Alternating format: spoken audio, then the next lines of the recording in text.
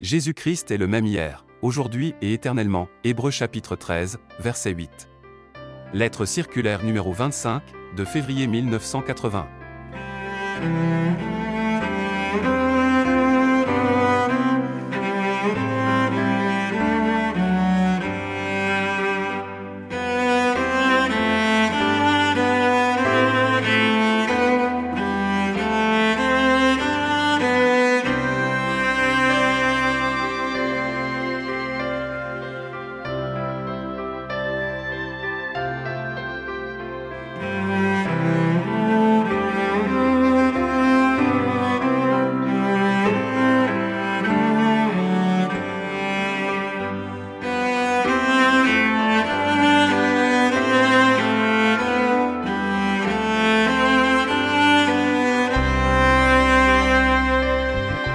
C'est de tout cœur et dans le nom précieux de notre Seigneur Jésus-Christ que je vous salue par cette parole d'Apocalypse chapitre 5, verset 12. Il disait d'une voix forte, « L'agneau qui a été immolé est digne de recevoir la puissance, la richesse, la sagesse, la force, l'honneur, la gloire et la louange. » Notre Sauveur, lui seul, était digne de prendre le livre mystérieux, d'en briser les 7 sceaux, et de révéler ce qui y était écrit. En tant que Rédempteur, il a rendu dignes tous les rachetés de lui apporter l'honneur et la louange. C'est pour l'amour d'eux qu'il a accompli l'acte de délivrance, et qu'à la croix de Golgotha il a payé un prix si élevé. Jean a vu en esprit comment, lorsque l'agneau prit le livre, les 24 anciens se prosternèrent devant lui, tenant chacun une harpe et des coupes d'or remplies de parfums, qui sont les prières des saints. C'est ainsi que sont recueillies les prières que les saints élèvent à Dieu. Les harpes représentent le cantique de victoire et de louange qui a été chanté déjà en ce temps, et qui sera chanté par l'épouse après son enlèvement. Et il chantait un cantique nouveau, en disant, « Tu es digne de prendre le livre, et d'en ouvrir les sceaux, car tu as été immolé, et tu as racheté pour Dieu par ton sang des hommes de toute tribu, de toute langue, de tout peuple, et de toute nation. » Jean eut le grand privilège de voir tout cela en esprit. Il nous a été donné en partage un plus grand privilège encore, car dans peu de temps nous vivrons cela. Celui qui, d'une manière détaillée, s'est occupé du message de la fin, c'est que les sceaux ont été ouverts en mars 1963, après que la chose ait été annoncée à l'avance. Tous ceux que Dieu a destinés à la première résurrection prennent part à ce que le Seigneur leur a révélé dans ces sceaux, parce qu'ils écoutent attentivement les paroles de Dieu, et qu'ils les croient. Les élus serrent dans leur cœur ce que l'Esprit fait connaître aux églises. Ils sont le groupe des prémices qui tiennent ferme dans la vérité révélée de la parole. Tu as fait d'eux un royaume et des sacrificateurs pour notre Dieu, et ils régneront sur la terre. Dans ce verset, la vocation des véritables croyants est clairement exprimée. Au temps de l'achèvement des voies de Dieu pour le salut, toute la création qui maintenant encore attend la délivrance mêlera sa voix au cantique de louange et s'écriera avec force, « Toi seul, ô Seigneur, es digne, tu es digne de recevoir la louange et l'honneur, la gloire et l'adoration. Tu es digne, ô Seigneur. » Toujours à nouveau, frère Branham faisait mention des différents stades de son ministère. Il est certain que la dernière phase du ministère qu'il a reçu de Dieu a commencé par l'ouverture des sceaux. Peu de temps auparavant, le 1er avril 1962, il mentionnait dans sa prédication la mise en réserve de la nourriture, et il disait, citation, « Ainsi je pensais au rêve que j'ai eu il n'y a pas longtemps. Dans ce rêve, je devais mettre en réserve de la nourriture dans la chapelle, » fin de citation. Dans son message du 30 décembre 1962, il emploie presque exactement les mêmes mots qu'il avait prononcés pour moi le 3 décembre 1962. Citation. « Maintenant, la nourriture, l'épouse n'est pas encore parfaite, cependant l'époux est parfait.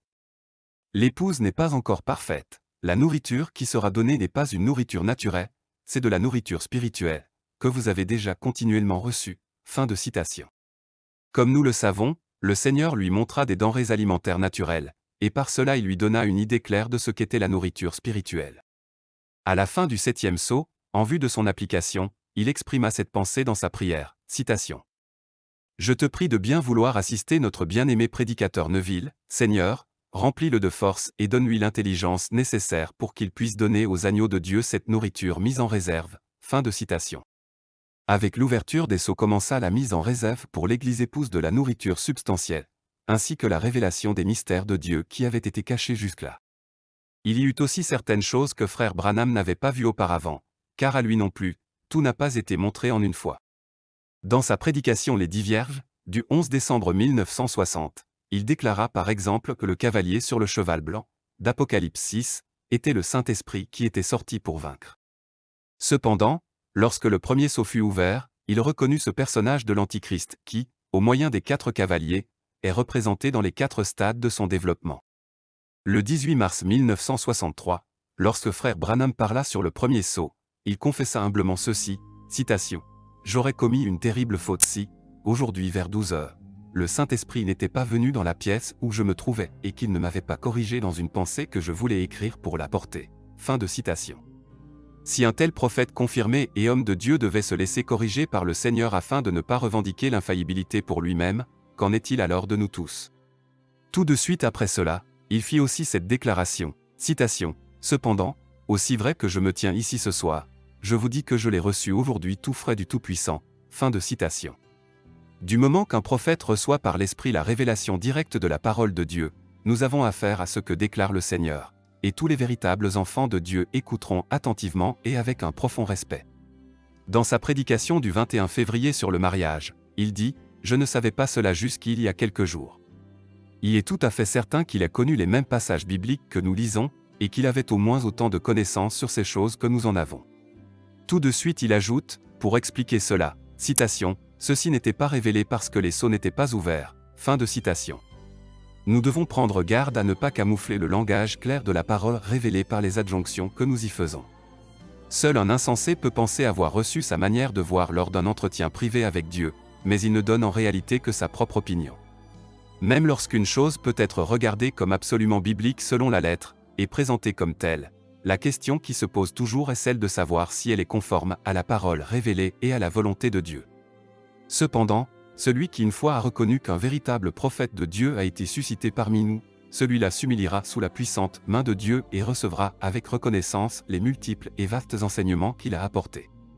Frère Branham a été conduit toujours plus profondément dans la parole et dans la volonté de Dieu, et il nous en a fait part. Il ressort de l'histoire de l'Église que les grands hommes de Dieu ont toute leur vie recherché davantage de vérité, bien qu'ils aient été déjà partiellement illuminés par la vérité de la parole. Malheureusement, on confond souvent des connaissances avec les vérités bibliques. Le propre savoir lit, nous pousse aux extrêmes, conduit au fanatisme religieux et détruit la communion entre croyants. Par contre, la vérité biblique rend libre, unit et contribue à la croissance spirituelle. Une révélation opérée par l'Esprit est toujours empreinte de vérité et d'amour divin. C'est lui, la vérité, que nous voulons connaître, et nous voulons davantage lui devenir semblable, jusqu'à ce que nous parvenions à la perfection. Cependant, par la connaissance, nous ne pouvons pas y parvenir parce qu'elle est incomplète. La perfection ne peut provenir que de ceux qui ont été amenés à la perfection. Événement remarquable.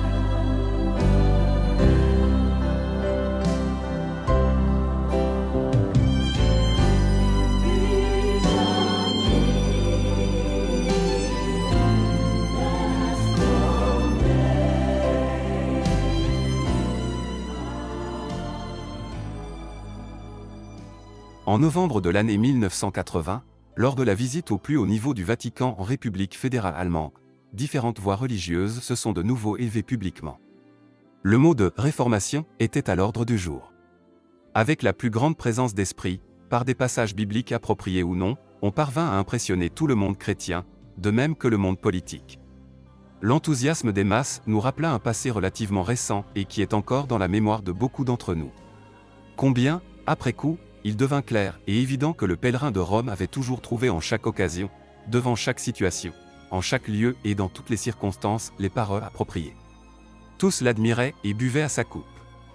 L'humanité a perdu totalement son orientation. Beaucoup de choses pourraient être dites à ce sujet du point de vue prophétique, et tous les habitants de la terre l'adoreront, ceux dont le nom n'a pas été écrit dès la fondation du monde dans le livre de vie de l'agneau, qui a été immolé. Apocalypse chapitre 13, verset 8. Après la Deuxième Guerre mondiale, on a pu noter le réveil de beaucoup de nations. Particulièrement en Afrique et en Asie, ils ont lutté pour leur indépendance. Il y a quelque temps, la scène s'est déplacée pour passer dans le domaine religieux. Khomeini, qui vivait en exil, a fait se déchaîner la puissance religieuse de l'islam. Il a renversé le Shah et entraîné tout un pays à être mis au banc des nations. Les conséquences en sont que la région du Golfe Persique est devenue un foyer de crise où les matières inflammables ne manquent pas. Pourquoi de telles choses ne sont-elles pas survenues plus tôt? Sommes-nous plus près de la fin que nous ne le pensons? L'Église catholique, avec son bien-aimé super-pape, venu de l'Est, a été visiblement saisie par le même déploiement de puissance et conduit une campagne universelle comme cela n'avait jamais existé auparavant. Ce qui ressort des Saintes Écritures, c'est que nous devons avant tout garder notre vue fixée sur Rome. Daniel a vu 4 bêtes qui représentaient les 4 royaumes universels qui allaient se succéder, Daniel chapitre 7, versets 1 à 8. Le dernier était l'Empire romain. Apocalypse 17 présente en image la puissance politique mondiale de cet empire par la bête, et la puissance spirituelle et religieuse par la prostituée qui est assise sur elle. Car Dieu a mis dans leur cœur d'exécuter son dessein et d'exécuter un même dessein, et de donner leur royauté à la bête, jusqu'à ce que les paroles de Dieu soient accomplies. Et la femme que tu as vue, c'est la grande ville qui a la royauté sur les rois de la terre, Apocalypse chapitre 17, versets 17 et 18. L'Empire romain, qui se compose des puissances politiques, économiques et religieuses, prendra alors à la fin pour un court laps de temps le rôle de conducteur dans le monde. À cause de sa brutalité, l'islam ne trouvera aucune audience dans le monde. Cependant, le pape de la paix, à l'aide des moyens qui sont mis à sa disposition, exercera sa seigneurie sur les rois de la terre. Cela a été prédit par l'Esprit de Dieu dans la parole prophétique, et cela s'accomplit sous nos yeux.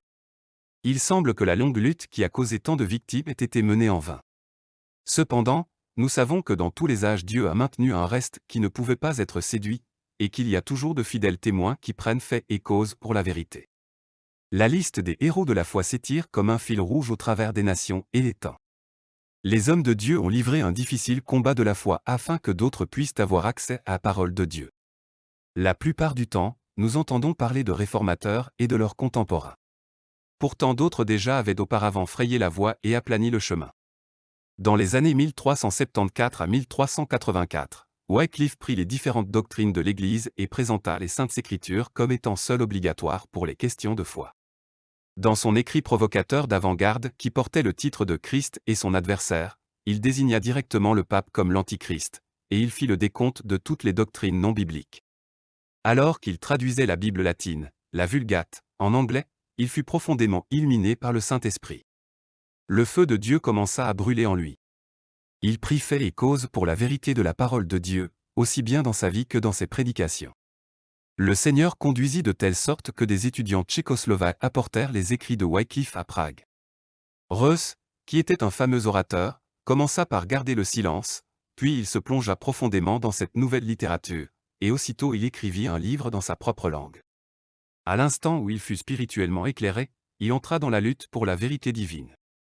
Au moment de son exécution sur le bûcher, à Constance, il prophétisa ceci, je cite, « Après ma mort, que Dieu envoie un homme qui soit plus fort que moi. » Fin de citation. Dieu a envoyé cet homme, et d'autres encore, qui servirent le Seigneur chacun en son temps. Le 1er janvier 1519 à Zurich, Zwingli commença ses discours sur le Notre Père.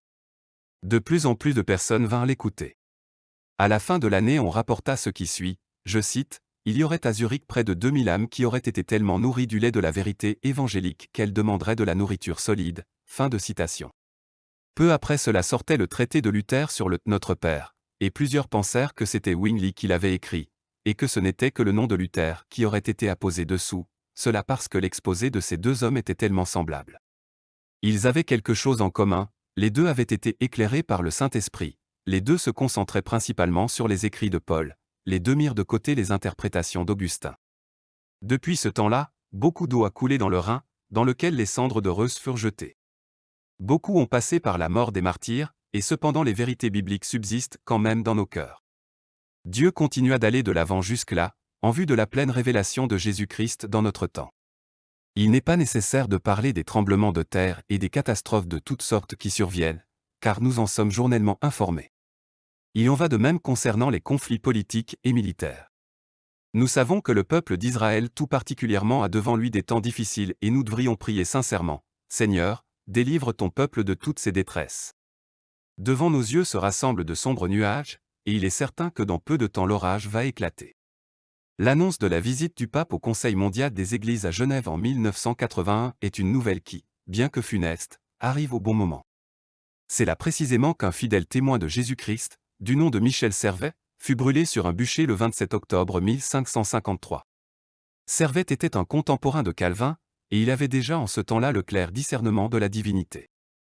Dans sa proclamation, de même que Fishwankfel, lequel déjà en ce temps la baptisait au nom du Seigneur Jésus-Christ, il se leva pour dire qu'il ne s'agissait pas d'une église au niveau du peuple, mais bien au contraire d'une communauté de véritables croyants.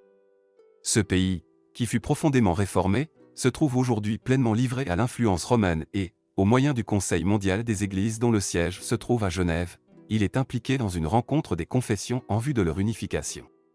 Les préparations de cet événement se sont faites pas à pas. L'interdiction de l'ordre des Jésuites a été levée, et le chemin qui conduit à la reconnaissance du pape a été aplani. Tous se mettent à genoux devant lui, tous lui font allégeance et lui rendent hommage. Quand on pense que toutes les églises protestantes et toutes les églises libres, jusqu'à celle de Pentecôte, sont représentées dans le Conseil mondial des églises, et par cela même reçoivent la marque de la bête, on ne peut qu'être saisi d'une profonde douleur. Beaucoup d'âmes innocentes tombent inconsciemment dans ce piège. Que Dieu nous accorde sa grâce pour que le reste de ceux qui n'ont pas plié les genoux devant Baal, et qui n'ont pas participé à la danse devant le veau d'or, puissent encore être appelés à sortir de Babylone. Nous remarquons combien le ministère de Frère Branham est d'une urgente nécessité et combien est décisif le message du temps de la fin pour les véritables croyants. Nous sommes reconnaissants à notre Dieu de ce que, par ce moyen, il nous a accordé l'illumination juste et appropriée au dernier moment. Plaise à Dieu que précisément en Suisse, où Frère Branham fut utilisé dans son ministère, une puissante expansion de ses bénédictions puisse avoir lieu. Prions pour cela, et croyons que le Seigneur permette que cela arrive, conformément à sa volonté. Jésus, le crucifié.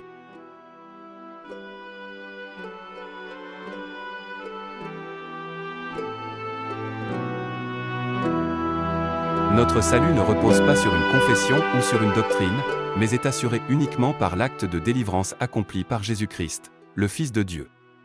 Il y aura des hommes de l'Ancien et du Nouveau Testament qui se retrouveront dans la gloire, bien que leur connaissance ait été différente à plus d'un degré, et cela parce qu'ils croyaient de tout leur cœur que leur délivrance et leur salut se trouvaient dans le Messie. C'est pour cela qu'ils sont passés de la mort à la vie, Jean chapitre 5, verset 24. Dieu jugera chacun d'après ce qui lui aura été prêché, car la foi vient de ce que l'on entend de la prédication.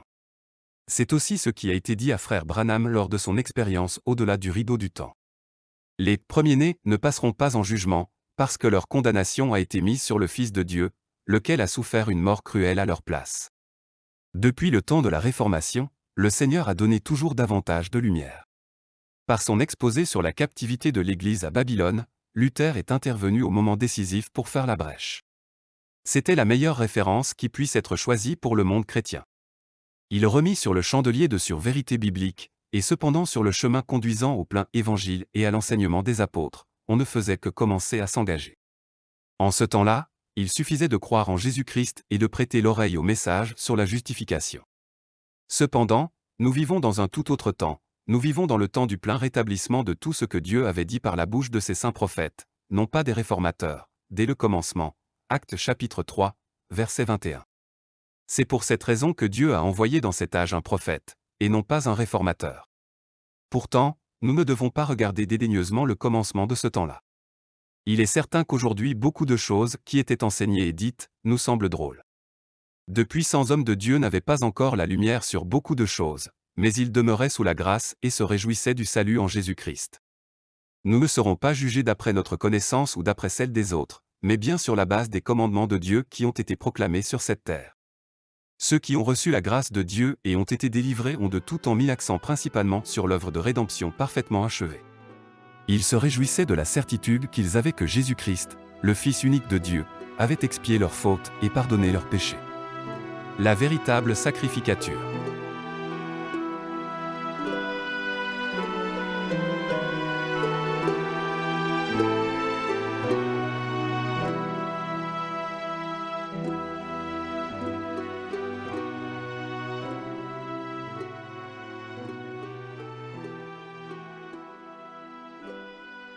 Le Seigneur Jésus a dû être rendu semblable à nous en toutes choses, afin d'être un fidèle et miséricordieux souverain sacrificateur. Hébreux chapitre 2, verset 17.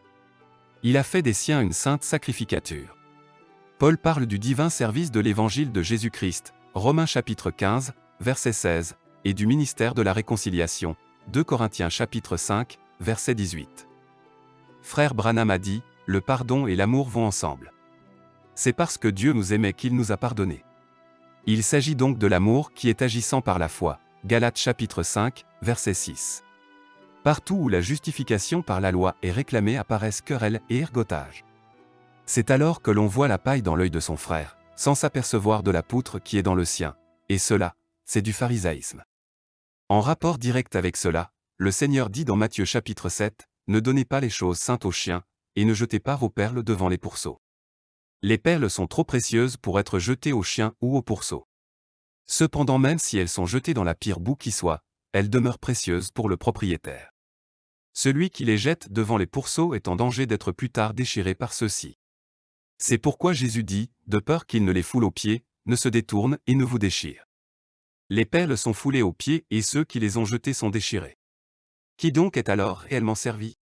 Dans Matthieu chapitre 13, le Seigneur Jésus parle en parabole sur le royaume de Dieu, et il dit entre autres, le royaume des cieux est encore semblable à un marchand qui cherche de belles perles. Il a trouvé une perle de grand prix, et il est allé vendre tout ce qu'il avait, et l'a achetée. Individuellement, nous sommes de multiples perles, mais comme épouse, nous sommes une perle de grand prix pour laquelle il laissa la gloire afin de l'acheter sur le champ de ce monde au prix le plus élevé. 1 Pierre chapitre 1, versets 18 et 19. L'intercesseur.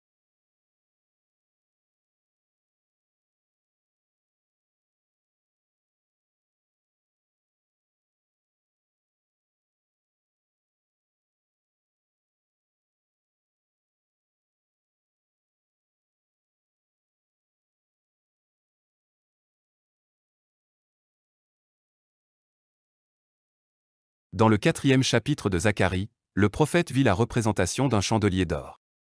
Poussé par l'Esprit de Dieu, il écrit déjà dans les 2 derniers versets des 2e et 3e chapitres de très précieuses pensées. En premier, il insiste sur l'élection.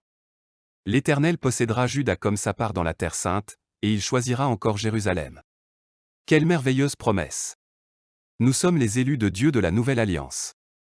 Dans beaucoup de passages des Écritures de l'Ancien et du Nouveau Testament, l'accent est mis particulièrement sur cette réalité.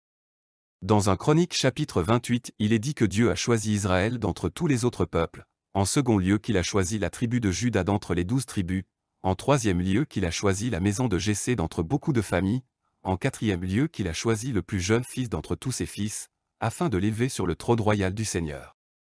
Sur toute la ligne vous voyez l'élection. Dans la parole de Zacharie chapitre 2, Juda est réclamé comme étant l'héritage du Seigneur. Juda est retourné sur le sol du pays promis et là, Dieu en a pris possession comme étant son peuple, et il a élu à nouveau Jérusalem. Directement après cela, il est dit, que toute chair fasse silence devant l'Éternel. Car il s'est réveillé de sa demeure sainte. Nous constaterons tout à l'heure pourquoi tout doit faire silence lorsque Dieu parle, et qu'il fait connaître aux siens leur élection. Tout de suite après cela, l'ennemi se lève pour accuser. Nous lisons dans Zacharie chapitre 3, « Il me fit voir Josué, le souverain sacrificateur, debout devant l'ange de l'Éternel, et Satan qui se tenait à sa droite pour l'accuser. » N'est-ce pas étrange que l'accusation ait eu lieu en présence du Seigneur, alors que Josué accomplissait son service? Représentons-nous cela, Zacharie voit en vision le souverain sacrificateur Josué debout devant l'ange de l'Éternel. Il entend Satan à sa droite élever son accusation. L'Éternel dit à Satan, que l'Éternel te réprime, lui qui a choisi Jérusalem. N'est-ce pas là, un tison arraché du feu?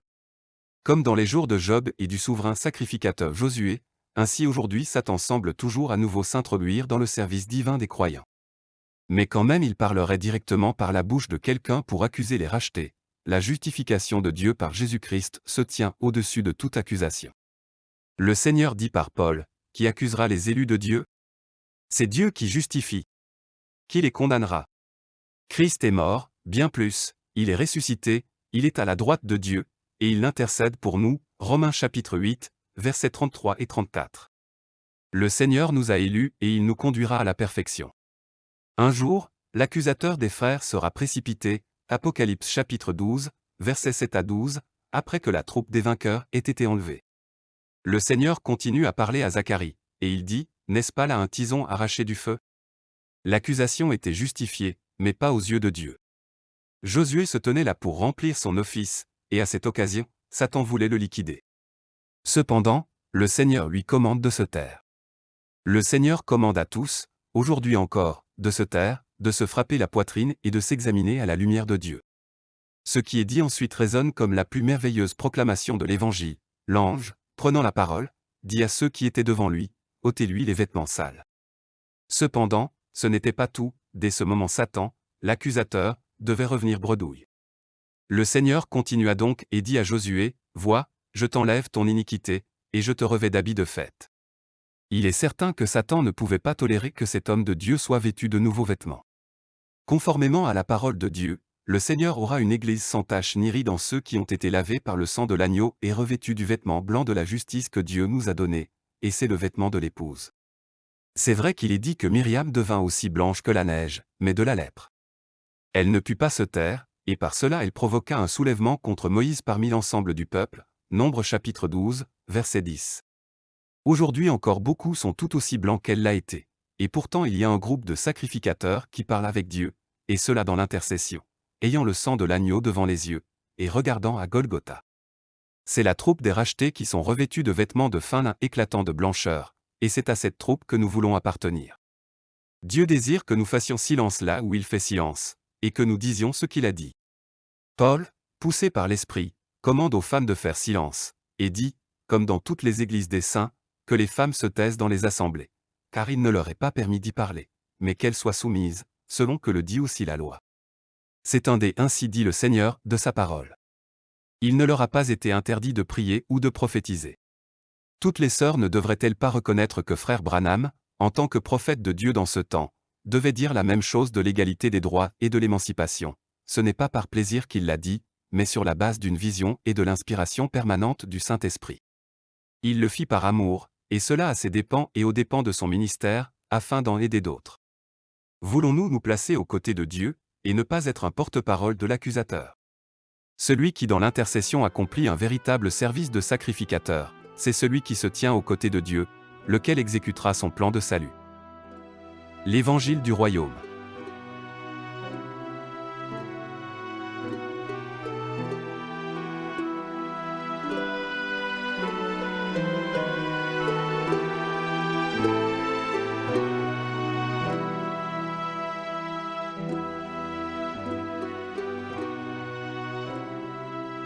Au cours des mois passés, et plus particulièrement lors de mon dernier voyage en Afrique, j'ai toujours été amené à réfléchir à ce que le Seigneur voulait dire par l'Évangile du Royaume.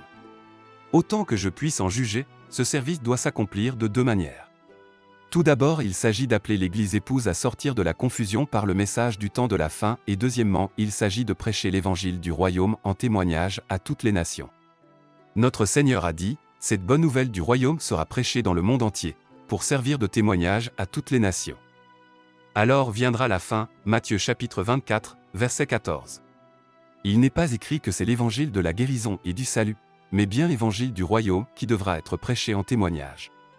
Cela concorde avec Apocalypse chapitre 14, verset 6, « Je vis un autre ange qui volait par le milieu du ciel, ayant un évangile éternel, pour l'annoncer aux habitants de la terre, à toute nation, à toute tribu, à toute langue, et à tout peuple. » C'est dans le ciel qu'est annoncé ce qui se passe sur la terre.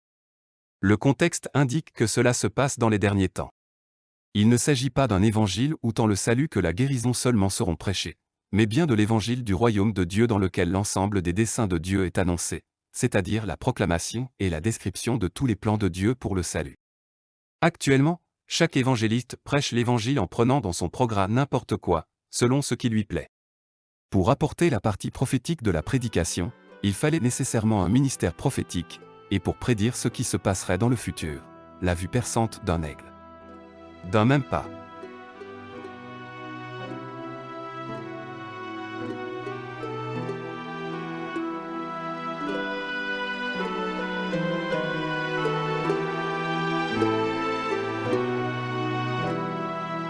Dans une vision, frère Branham vit que l'épouse, dans sa marche, était sortie de la cadence, et qu'il la remettait au pas.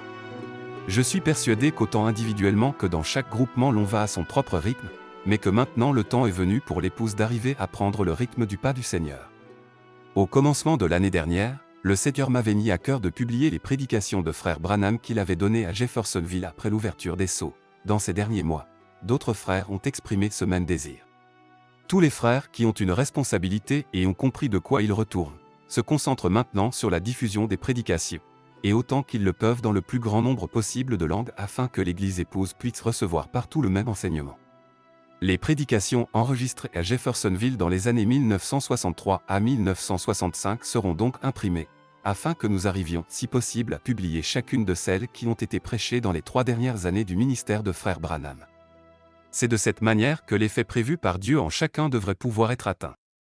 La parole révélée ne reviendra pas à Dieu sans avoir accompli ce pourquoi elle a été envoyée. Par exemple, nos frères d'Afrique du Sud vont imprimer les prédications en anglais avec une grammaire correcte, comme Frère Branham l'avait toujours désiré. À l'avenir, les pays d'expression anglaise seront servis à partir de ce pays. Après que le Seigneur ait commencé d'agir d'une manière toute particulière dans les pays de l'Est et du centre de l'Afrique, les frères du Kenya se sont déclarés prêts à traduire les mêmes prédications en langue swahili, car c'est la langue la plus couramment parlée dans ces pays. Avec l'aide de Dieu, nous porterons les charges concernant ce travail, alors que pour l'impression des brochures, c'est aux frères d'Afrique du Sud qu'elles incomberont.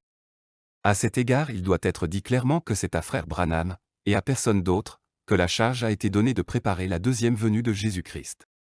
Lui-même dit ceci, en ce qui concerne ses prédications, citation, dans ses messages se trouve la foi pour l'enlèvement, fin de citation.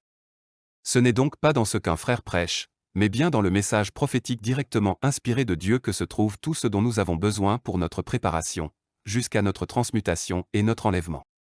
C'est pourquoi il n'est pas nécessaire que quiconque interprète selon son opinion la parole prêchée par Frère Branham. Il n'y a qu'un seul messager et qu'un seul message. Qui veut avoir l'original doit entendre les prédications de Frère Branham. Il n'y a qu'une épouse de la parole révélée, mais beaucoup de marcottes des interprétations de la parole révélée.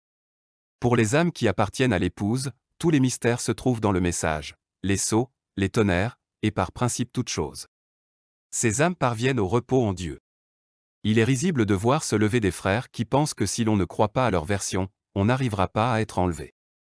Ce n'est rien d'autre qu'une sorte de catholicisme bien pensant, dans l'idée que hors de son Église il n'est point de salut. Mais que le Seigneur soit remercié, lui qui conduit les siens dans une marche triomphante vers la perfection. Je remercie sincèrement tous ceux qui collaborent à la diffusion du message divin, que ce soit dans l'intercession, par leurs dons, ou de quelque autre manière. Dieu voit et connaît tout cela, et il vous en récompensera. Comme nous l'entendons de toutes parts, les prédications de Frère Branham sont, juste maintenant, en grande bénédiction à beaucoup de personnes. Nous vous en prions, laissez de côté tout ce qui est difficile à comprendre et ne vous faites pas de soucis à ce sujet. Le Seigneur est fidèle, et au temps voulu il nous donnera sur toute chose la clarté nécessaire. Si Frère Branham a parlé du 3e pull, ou du 7e sceau, des 7 tonnerres ou de quelque autre chose, nous devons attendre jusqu'à ce que nous ayons lu toutes les prédications pour avoir une vue d'ensemble.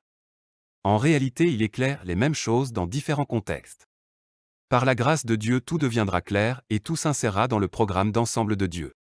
Il est pourtant compréhensible que nous devrions autant que possible lire et entendre toutes les prédications avant de pouvoir former un jugement final. Sur le moment il est possible que nous parvenions à une conclusion précipitée et partiale sur un thème, parce que nous n'avons pas encore tout entendu à ce sujet. Mais nous sommes persuadés à cet égard que nous suivons la parole prophétique, et nous reconnaissons que le Seigneur conduit merveilleusement ses saints. Nous comptons qu'à l'avenir la parole de Dieu sera confirmée comme elle l'a été au temps des apôtres, et que l'Église aura part aux mêmes bénédictions.